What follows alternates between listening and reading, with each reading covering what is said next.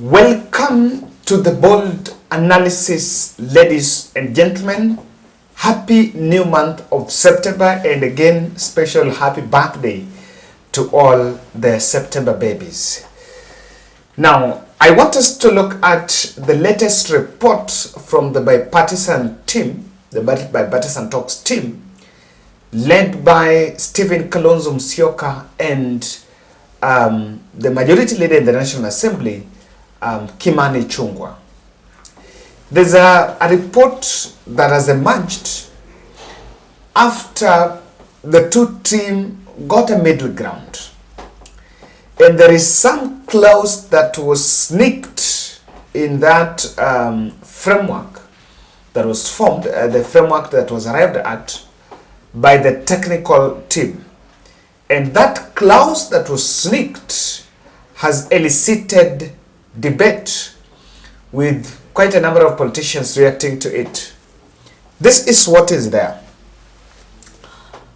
After the 60 days, the two sides agreed that they will submit a report to the leaders of the coalition, Raila Odinga and William Ruto.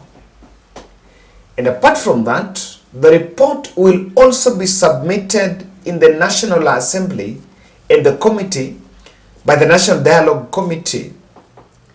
And upon its submission in Parliament, it will be there for approval. Now, the challenge is not, the problem is not the fact that it is being submitted in Parliament, but there are clauses that they have agreed and those they shall have disagreed upon.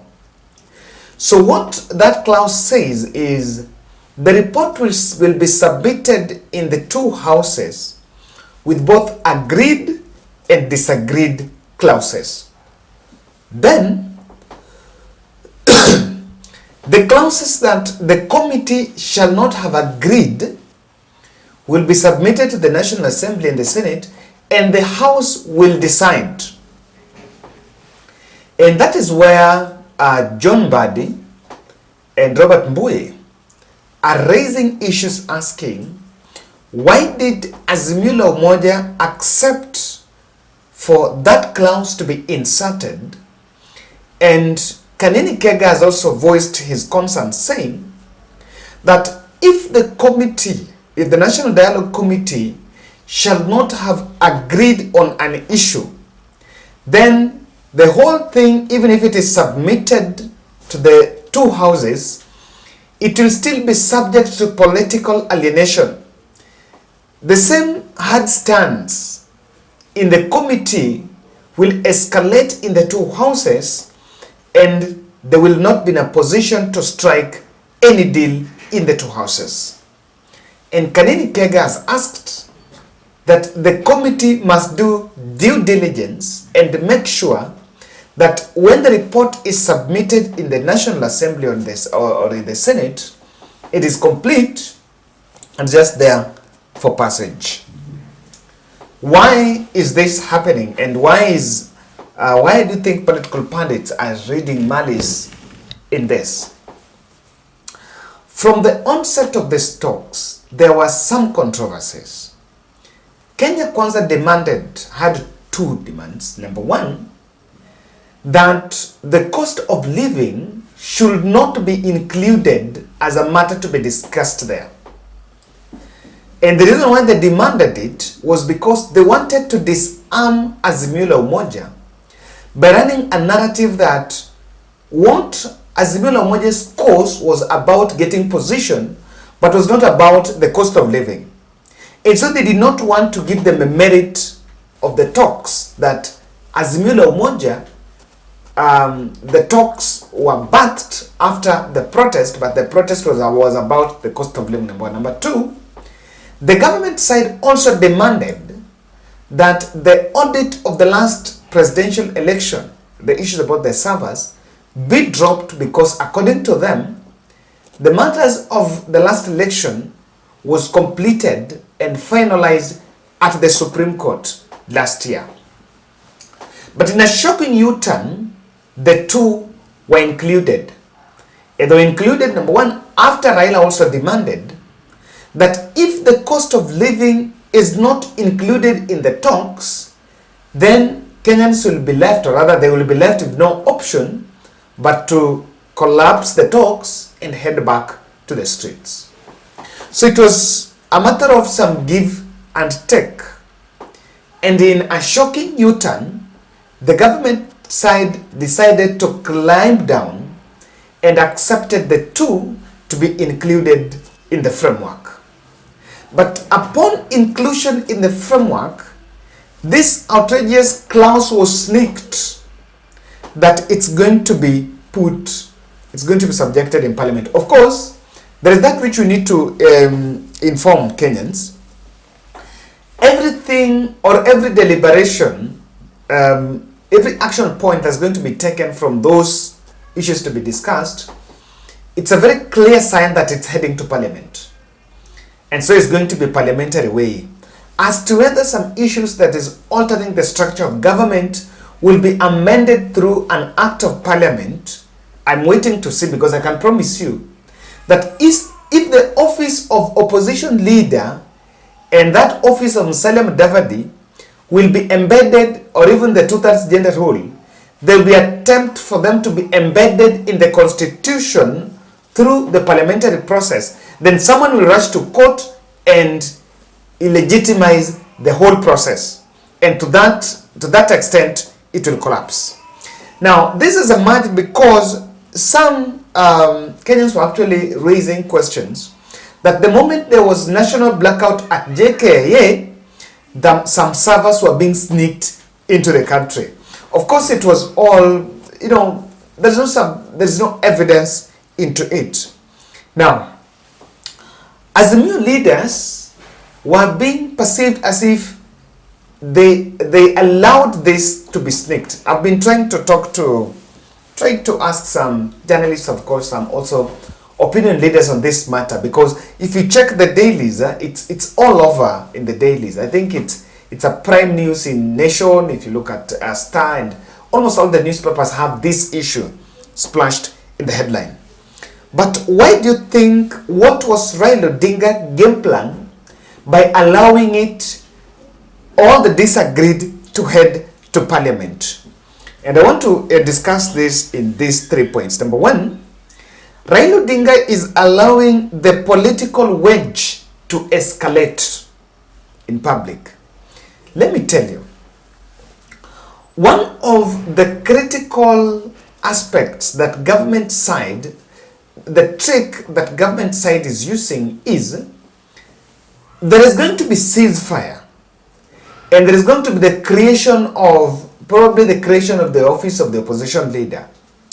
And the government side wants that office, creation of that office, to be perceived as some olive branch, some favor that has been done to Azimio la Umoja side, so that it's used as a token of silence, as a weapon of silence.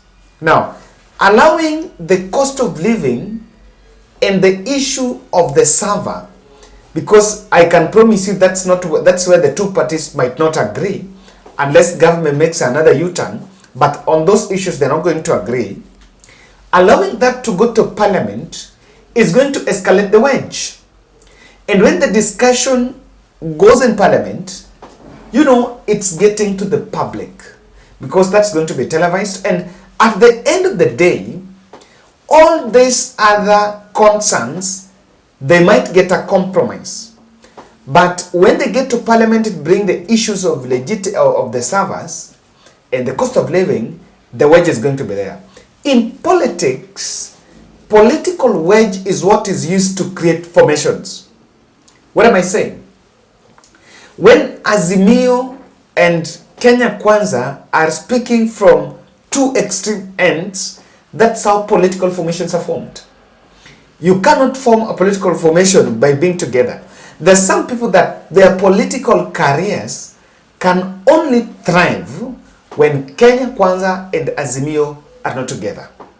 And I think that's one of the things that Raila Odinga have decided, that let it be so. And he knows very well that in Parliament, Ruto has more numbers.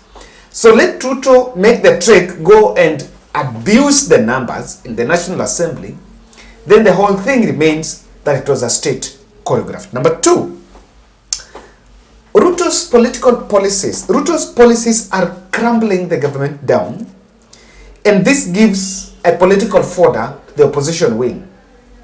I tend to believe that even as we speak now, if Ruto is left to execute the policies even on food security, they're not promising to be producing any tangible fruit.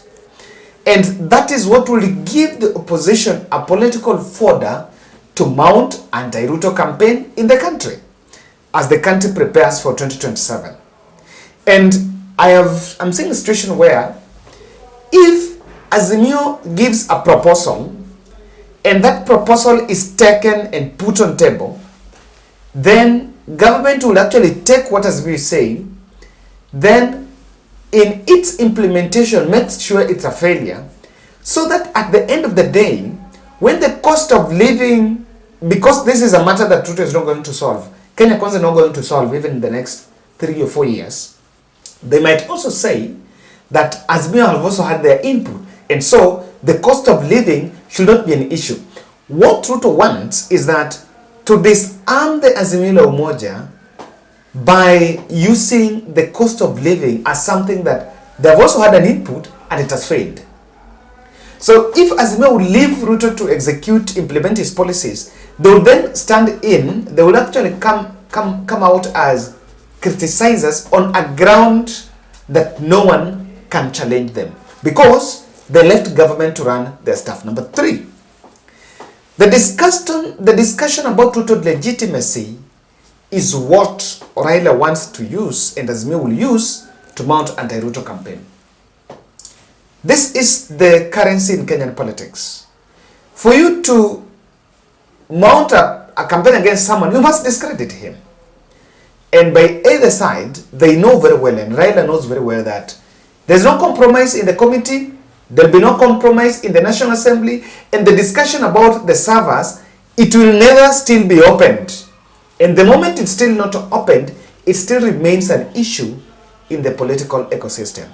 And so what Raila Odinga wants is to make sure that the issue about the server is not put into closure, because this is the factor that will be floated between now to 2027.